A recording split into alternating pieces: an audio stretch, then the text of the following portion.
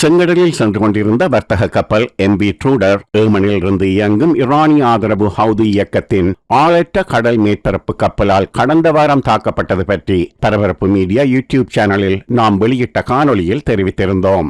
அந்த தாக்குதல் காரணமாக கப்பலின் உடல் பகுதியில் வெடிப்பு ஏற்பட்ட நிலையில் கடல் நீர் உள்ளே புகுந்த காரணத்தால் கப்பல் மாலுமிகளால் கைவிடப்பட்ட நிலையில் தற்போது கடலில் மூழ்கியது உறுதி செய்யப்பட்டுள்ளது. காசாவில் பாலஸ்தீனியர்களுக்கு ஆதரவு கொடுப்பதற்காக வர்த்தக கப்பல்களை தாக்கத் தொடங்கியதாக அறிவித்த ஈரானிய ஆதரவு ஹவுதி இயக்கம் இஸ்ரேலிய துறைமுகங்களுக்கு செல்லும் வர்த்தக கப்பல்களையும் இஸ்ரேல், அமெரிக்கா மற்றும் பிரிட்டனுடன் தொடர்புடைய வர்த்தக கப்பல்களையும் தாக்குவதாக கூறியிருந்தது. ஆனால் அவர்களால் தாக்கப்பட்ட பெரும்பாலான கப்பல்களுக்கு இஸ்ரேல், அமெரிக்கா மற்றும் பிரிட்டனுடன் எந்த தொடர்பும் கிடையாது.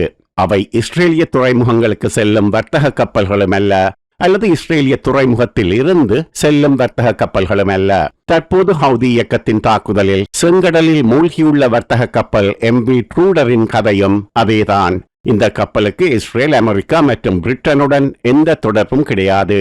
இஸ்ரேலிய துறைமுகங்களில் இருந்து புறப்பட்ட கப்பலும் அல்ல, இஸ்ரேலிய துறைமுகத்துக்கு செல்லும் கப்பலும் அல்ல. வர்த்தக கப்பல் MV ட்ரூடர் ரஷ்யாவில் இருந்து புறப்பட்டது இந்தியா நோக்கி சென்று கொண்டிருந்தது. கப்பலில் இந்தியா வாங்கிய 80,000 டன் நிலக்கரி இருந்தது. தற்போது மூழ்கியுள்ள MV ட்ரூடர் கப்பல் லைபீரியாவில் பதிவு செய்யப்பட்டது. கிரீஸ் நாட்டு நிறுவனத்துக்கு சொந்தமானது. கிரீஸ் நிறுவனத்தின் பெயர் எவலன் ஷிப்பிங். 2022ஆம் ஆண்டு கட்டப்பட்ட இந்த கப்பல் எந்த ஒரு காலத்திலும் கைமாறவில்லை. எப்போதும் கிரீஸ் நிறுவனத்துக்குத்தான் சொந்தமானது.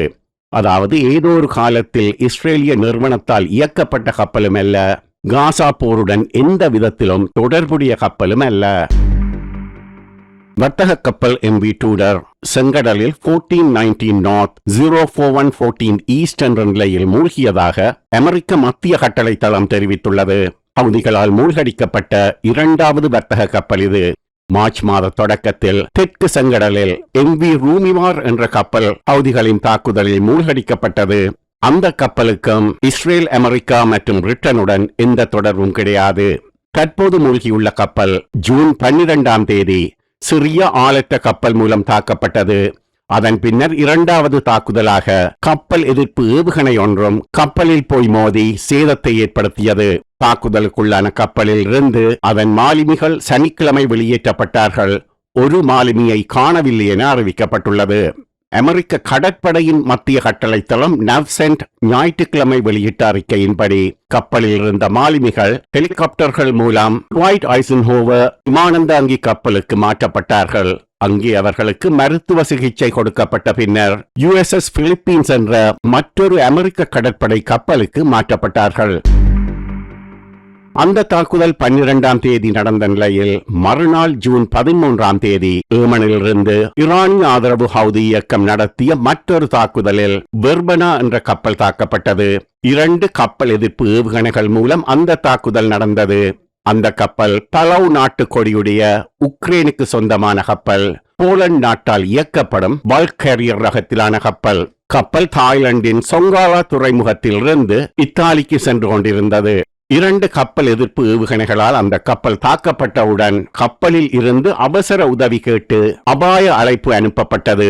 பெரும்பாலான சந்தர்ப்பங்களில் அபாய அழைப்பு அறிவிப்பு கொடுக்கப்பட்டால் அருகே உள்ள கடற்படைகளுக்கு சொந்தமான கப்பல்கள்தான் உடனே விரைந்து செல்வது வழக்கம்.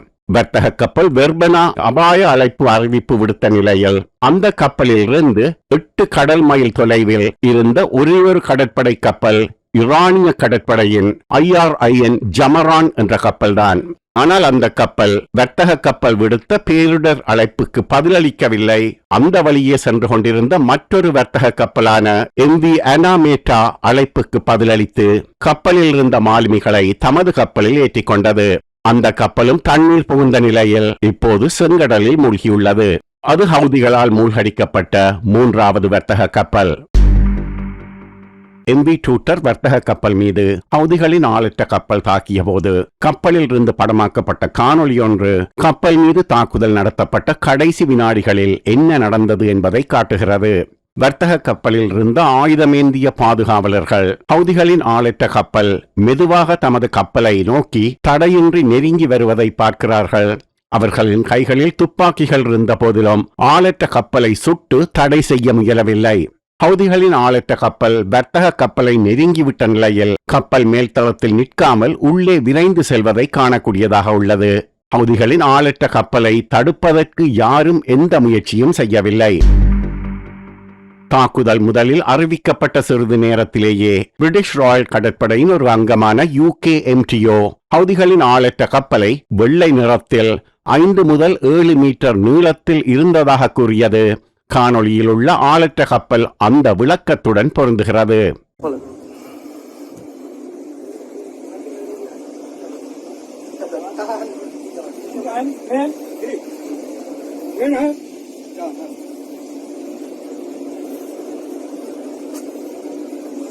Coming, huh? No man, yeah. Domi.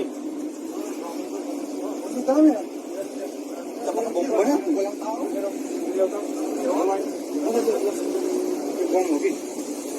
Okay, inside.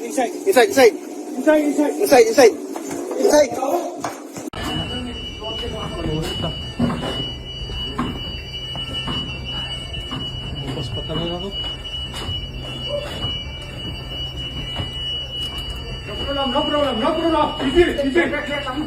Pantarin ka lang. No. Helmet na lang, no? Pakai na, tiyan na asya ka. Ano yun? Please. Wala mo tawag. Tawag, min. Dito sa lahat.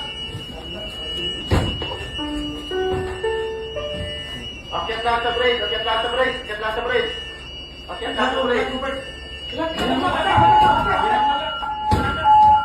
சரி, வர்த்தக கப்பலில் இருந்த ஆயுதமேந்திய பாதுகாப்பு காவலர்கள் ஹவுதிகளின் ஆளற்ற கப்பல்களை ஏன் தடுக்க முயலவில்லை?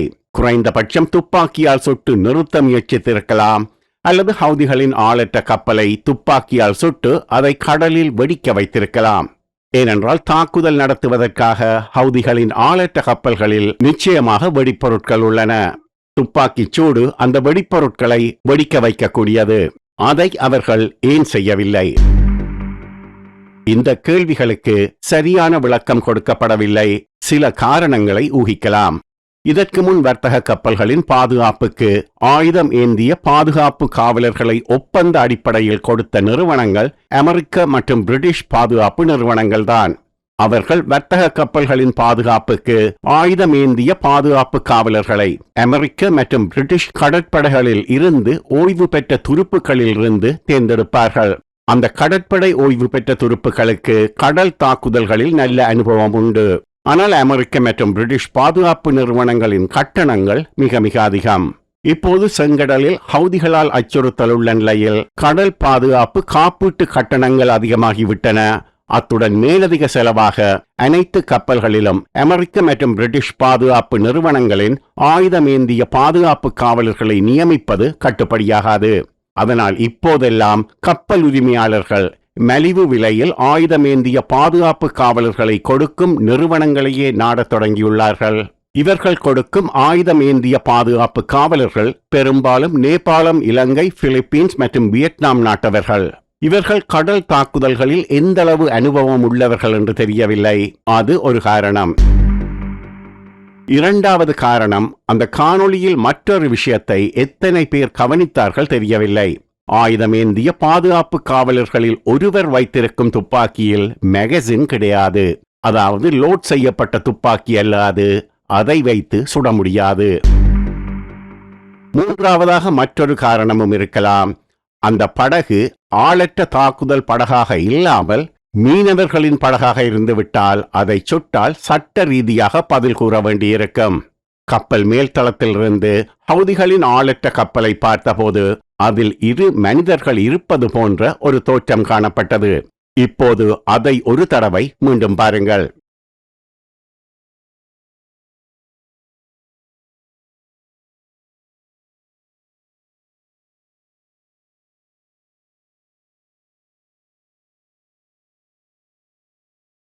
ஹவுதிகள் தமது கப்பலில் ஆள் இருப்பது போல காட்டுவதற்கு பொம்மைகளை செட் பண்ணியிருக்கலாம்.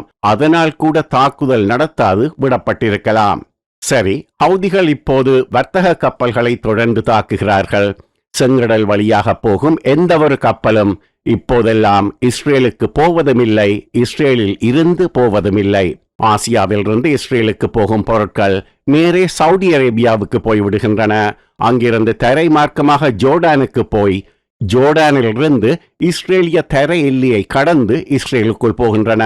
இஸ்ரேலில் இருந்து ஆசியாவுக்கு போகும் பொருட்களும் அதே பாதையில் தான் வெளியே போகின்றன. இது பெரும்பாலும் ஹவுதிகளுக்கும் தெரிந்திருக்கும். இருந்தாலும் செங்கடலில் தாக்குகிறார்கள். அதில் வேறு நாட்டு கப்பல்கள் சிக்குகின்றன, மூழ்குகின்றன, மாலுமிகள் கொல்லப்படுகிறார்கள்.